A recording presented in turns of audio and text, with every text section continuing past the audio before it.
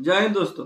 आज आपको हम बताने जा रहे हैं कि जैसे कि आपका अगर जमीन पूर्वज का है और पूर्वज के जमीन में जो है आप लोगों को झंझट हो रहा है कि मान गए, बहुत ऐसे क्वेश्चंस आने के बाद में इस पे जो है हम वीडियो बनाने जा रहे हैं पूरे डिटेल बाय डिटेल कि आप लोग जो है अगर पूर्वज के जमीन में बंटवारा में झंझट हो रहा है, अगर कोई आदमी नहीं जा रहा है आपको बुलाने से या नहीं आ पा रहा है, तो उस जमीन का जो है बंटवारा किस तरह से कैसे हम फॉर्म भरेंगे और किस तरह से बंटवारा नामा करेंगे। और क्या हम अगर हमें कुछ भी पता नहीं है जमीन के बारे में कि यार हमें जो खाता खेसरा जमाबंदी किस तरह से निकलेगा और कौन खेत हमारा कहाँ है, तो इस पे पूरे डिटेल में मैं वीडियो बनाने जा रहा हूं। आपको आज जो है बिल्कुल स्टेप बाय स्टेप आपको समझाऊंगा। आपको आशा करता हूं कि पूरी इस वीडियो को देखने के बाद आपको कहीं जाने किसी से पूछने की जरूरत नहीं पड़ेगी। जैसे मान गए कि आपके दादा के नाम से जमीन है, परदादा के नाम से जमीन है, उस परदादा के नाम से जमीन से आपको पता नहीं है, आपका 3-4 खानदान फुटुक गए हैं, उससे आप जो है 3-4 पीढ़ी नीचे हैं, तो उससे मतलब कि बंटवारा करने की अब कागजात जो है सरकार इसी पे बहुत बड़ी नियम की जो है प्रस्ताव रखी है।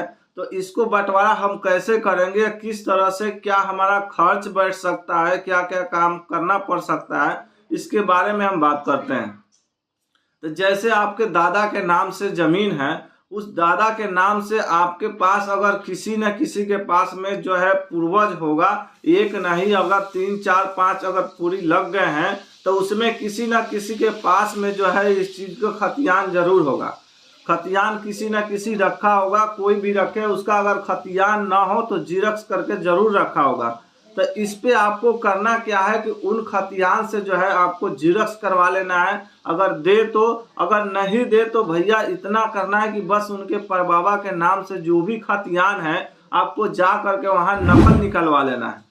नकल तो निकलवाना पड़ेगा क्योंकि अपने बाबा के नाम से आपके जो भी जमीन है उसको नकल निकलवाइएगा, जब भी आपको पता पड़ेगा कि आपका जमीन कहाँ कहाँ पे किस में हिस्सेदारी है नहीं है, और आपके पिताजी चाहे आपका भाई किस जमीन को बेच लिए है नहीं बेच लिए है, जो है वो पता करना पड़ेगा।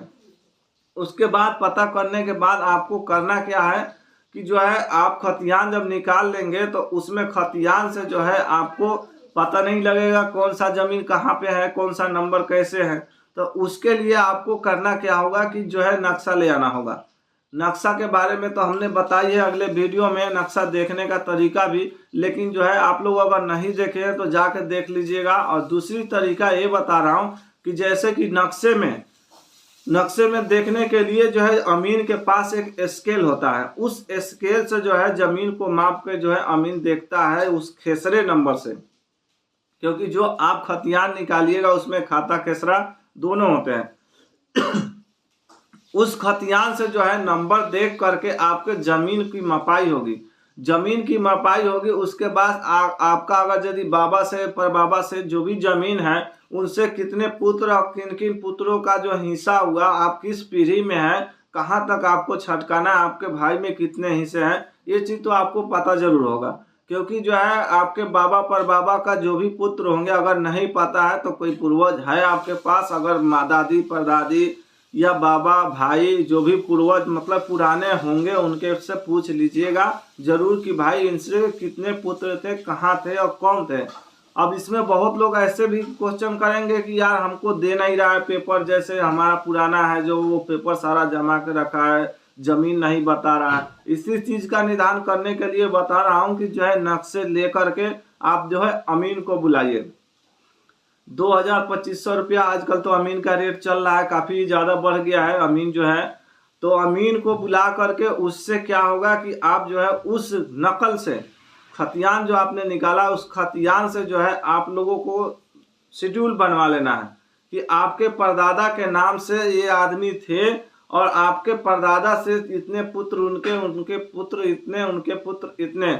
इससे जो है आपको निकलवा लेना है। निकलवाने के बाद आपको करना क्या है कि जो पुत्र में जो आपका हिस्सा होगा उस हिस्सा को जो है अलग करवाना है। वो अमीन खुद ही कर देगा, क्योंकि जो है अमीन को पैसा इसी चीज का आप दे रहे हैं, क्योंकि खतियान जो है आपके पास है ही, निकाला पड़े हैं, उस जमीन में से जो है आपको निकाल लेना है। निकालने के बाद में जब अमीन निकाल देगा, उसके बाद जो है वहाँ से फॉर्म को जो है उसमें देखना ये भी है कि आपका ज़मीन जो है उसमें बचा भी है, या आपके पिताजी या आपके माँ जी या आपके भाई ने उस ज़मीन में से बेच रखा है, उसे भी देखना है कि उसका ना फॉर्म आप भर करके फिर फिलअप करके आप जो है फिर जो है सीओ के पास पहुंचा दे। क्योंकि उससे क्या होगा कि आपके ऊपर जो है प्लांटी लग सकता है और उसमें जो है फॉर्म भी रिजेक्ट हो सकता है आपका। तो इसलिए उस चीज़ को परखना जरूरी है कि भाई ज़मीन ये मेरे कब्जे में है या नहीं है, मेरे पास है या नहीं है। तो आप जरूर इस चीज़ को चेक कर लीजिएगा, और चेक करने के बाद करना क्या है कि आपको फॉर्म जो है अप्लाई करना है। फॉर्म जो है प्रपत्र 2 वंशावली उसमें लगेगा, फॉर्म प्रपत्र 2 भी भरना होगा, वंशावली भरना होगा। प्रपत्र जो वंशावली का आता है 2 फॉर्म आता है।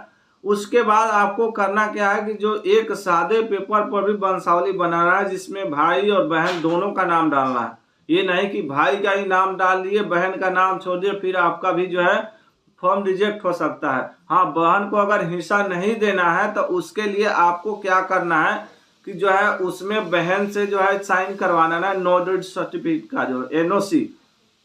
एनओसी का मतलब होता है नो ड्यूज सर्टिफिकेट। तो उसमें क्या होता है कि बहन आपको उसमें लिख देगी कि भाई संपत्ति से हमें मतलब ना है, हमारे 4 भाई हैं, 2 भाई है, 1 भाई है, उनको हम ये दान दे रहे हैं, इससे हमें इस संपत्ति से कोई मतलब नहीं है। तो उसके बाद में आपका जो है वो भी फॉर्म लगा करके आपको जो है सीओ के पास या ऑनलाइन सबमिट कर रहे हैं कर दीजिए, कोई दिक्कत नहीं है। पर जो है बहन का नाम उसमें जरूर दर्शाइएगा। उससे क्या होगा कि आपको जो है पूरा वो नो ड्यूज सर्टिफिकेट जो है आपको अगर साइन करके देती है तो उसका अधिकार जो है वहीं से ख़त्म हो जाता है। बाकी आपको जानकारी कैसे लगी, वीडियो में अंत तक बने रहने के लिए धन्यवाद।